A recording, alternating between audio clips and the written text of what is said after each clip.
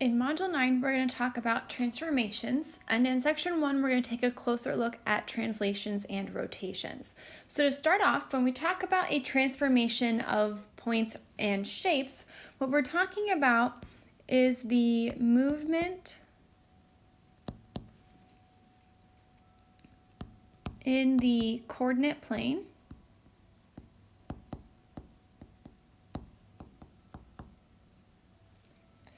and there are 4 types of transformations.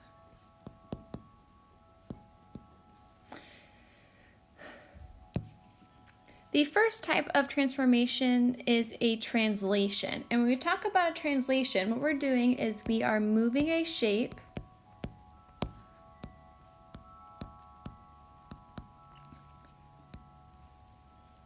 or point the same distance and direction.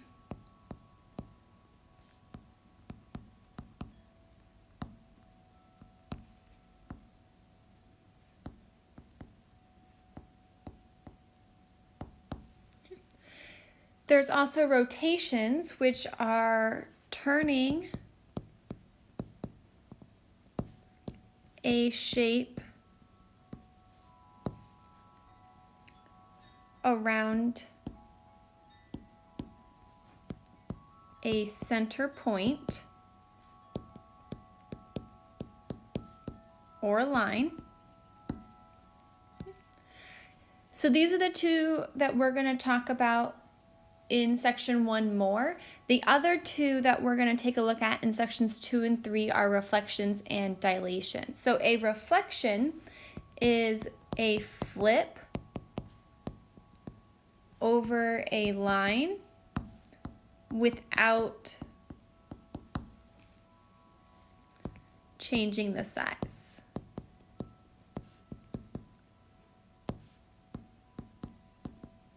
So these first 3 transformations, translations, rotations, and reflections, they keep the shape the same size as after they move it. But the last translation here, a dilation, that's the only time the shape doesn't stay congruent to the original figure, because a dilation stretches or shrinks a shape. So a dilation is the one time that once we have performed that transformation, we don't end up with a shape that is congruent to the original. Translations, rotations, and reflections stay congruent even after they have been performed. So when we talk about translations, there are 2 different types. The first is translation along a vector. So for a translation on a vector, each point of a shape moves along the same vector.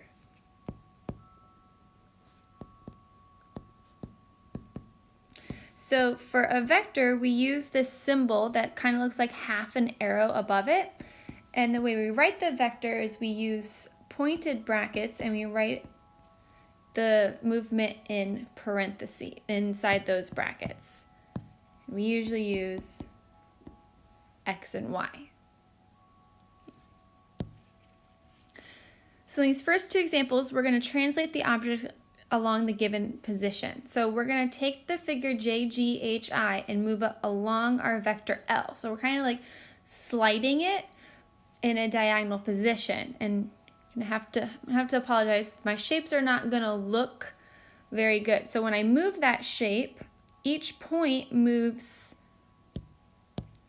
to a new position, but I'm not actually changing the original shape or size. But I'll get my new figure I, H, J, G. And when we perform a transformation and we get our new figure, when we name the vertices, we put these little tick marks next to them to indicate that we have a new figure that's different than the original, even if it's just moved positions. And then for our figure ABCD, which is a rectangle, when we move it along our vector V,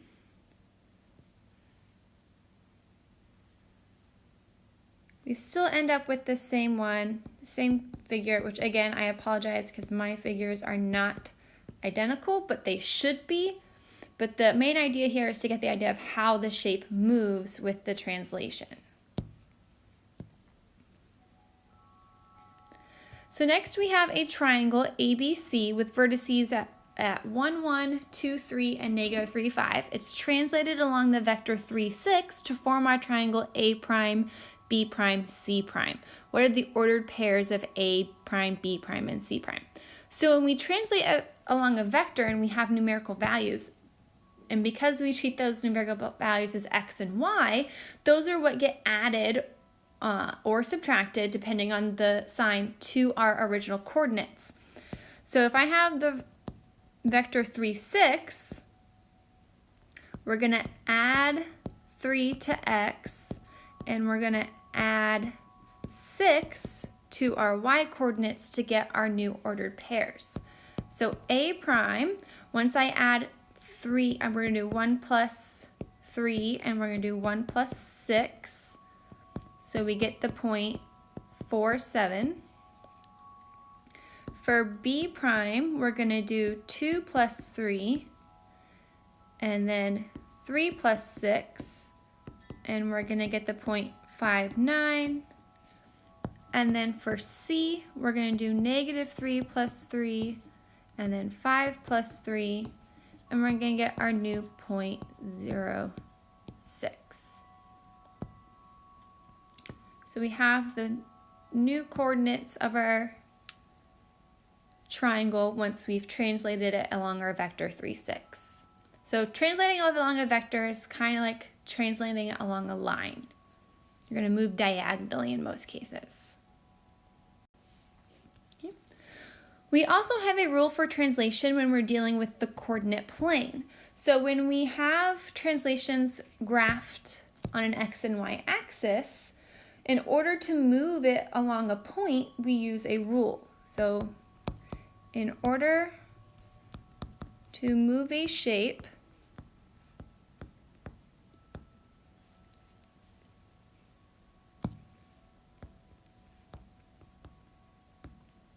along a point, which we'll use AB,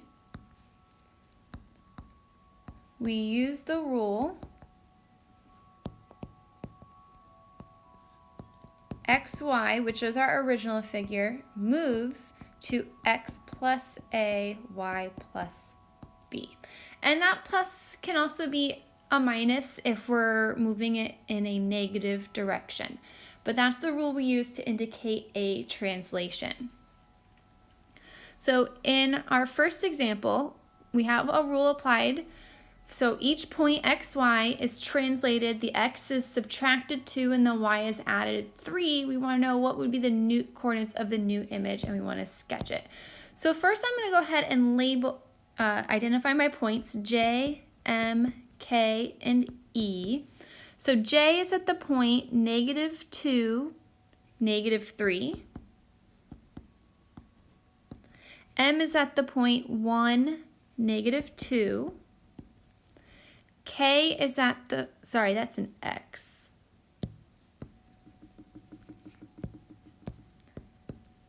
X is at the point 3, -3. And E is at the point -2, -4. So our rule says that we subtract 2 from the X values and add 3 to the Y values. And that's going to give me the vertices of my new shape. So my new point, J prime, once I subtract 2, I end up with -4 for the X value. And when I add 3, we get 0. The point M prime, when we subtract 2, we get -1. And then when we add 3, we get 1. X prime, when we subtract 2, we get 1, and when we add 3, we get 0.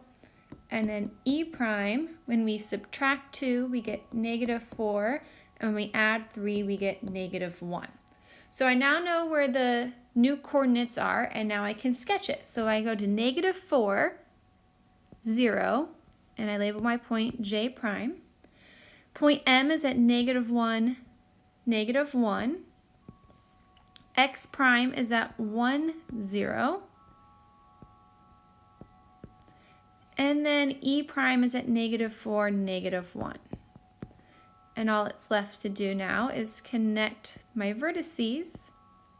And I will see I have an image that's the exact same shape and size. It's just moved to a different position in the coordinate plane. We want to know what rule would translate figure 1 to figure 4. So I'm going to go ahead and highlight the figures so we know which ones we're talking about. So we have figure 1 and figure 4. So in order to figure out the rule, I just have to I have to pick one point on each shape and figure out how to go from that point to the corresponding point on 4. So I'm going to pick the left corner of each shape. So this point and this point, and figure out what I have to do to go to that point, and that will help me determine my rule. So when I figure out the coordinates of those vertices, we have -4, -2 for figure 1, and for figure 4, its point is at -1, 4. So now I just have to figure out what we have done to each x value. So to go from -4 to -1, I need to add 3. And to go from -2 to 4, I have to add 6. So this would be the rule that would translate figure 1 to figure 4. And I could have picked any of the vertices to figure out the rule, and all of them would have had the same rule once we identified the coordinates. Lastly, we're going to take a look at rotations. So when we rotate a shape, we rotate the vertices. So the vertices of the shapes rotate a point. And we're looking at multiples of 90, so we can go 90 degrees, 180 degrees, and 270 degrees. We could do 360, but a 360 degree rotation ends up in the exact same place as the original shape. So we don't talk about a 360 degree rotation. We usually talk about 90, 180, and 270 degrees. So the rules when it comes to rotations, and then the notation we use. So the rotation of 90 degrees is an r with a subscript of 90, and then our original point xy becomes, we switch x and y, and we make y the opposite sign. So switch x and y, and then y is the opposite. For a 180 degree rotation, we just x and y get their opposite signs. And then for a 270 degree rotation, we switch x and y, and then x gets its opposite sign. So switch x and y again, but this time x gets its opposite sign. So make sure you're using this rule when it comes to performing rotations. I don't expect you to memorize the rule, but make sure this is handy whenever you're doing an example. So in our first example, we have triangle PQR with vertices P at 1, 3, Q at 3, -2, and R at 4, 2. And we want to rotate it 90 degrees. So first thing I'm going to do is graph our original triangle PQR. So P is at 1, 3. Q is at 3, -2. And R is at 4, 2.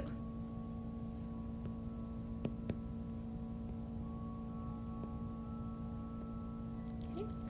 So now I'm going to write down the rule for a 90-degree rotation. So that says take my points x, y, and if we look back up, a 90-degree rotation, we do negative y comma x. So negative y comma x. So it goes back to our figure. My new point, P prime, I'm going to switch x and y, so it becomes 3, 1, and then I want to make the y its opposite sign. So that's going to be a negative 3 and then a 1. My point Q prime, I switch x and y, it becomes negative 2, 3, and then y gets its opposite sign. So because it's already negative, it's going to become a positive 2, 3. And then my point R prime, when I switch x and y, I get 2, 4, and then I'm going to make the y its opposite sign. So negative 2, 4. So when I graph this, I'm going to do it in a different color. My point P is now at negative 3, 1. So this is P prime. Q prime is at 2, 3. And R prime is at negative 2, 4.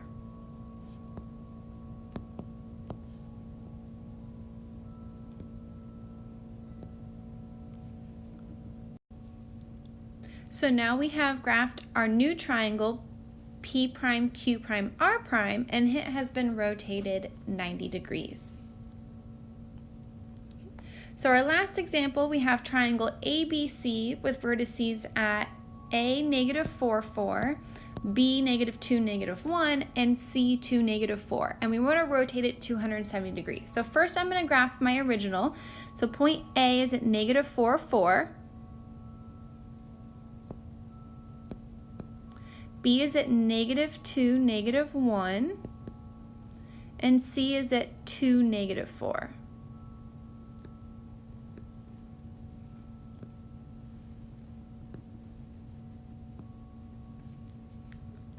So when we go to find our new points, we need to look at the rule for 270 degrees. So if I look back up at the rule, 270 degrees is the point x, y, and then it becomes y, negative x. So we switch x and y, and then we make x its opposite sign.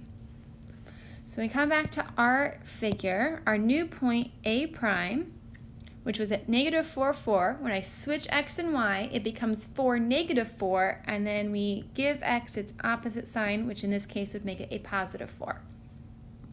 Our point B prime, when I switch x and y, it becomes negative 1, negative 2, and then when I give x its opposite sign, it would become negative 1, 2. And then the point C prime, when we switch x and y, it becomes negative 4, 2, and then 2 gets its opposite sign, becoming a negative 2. So now when I graph my new image, A prime is at 4, 4.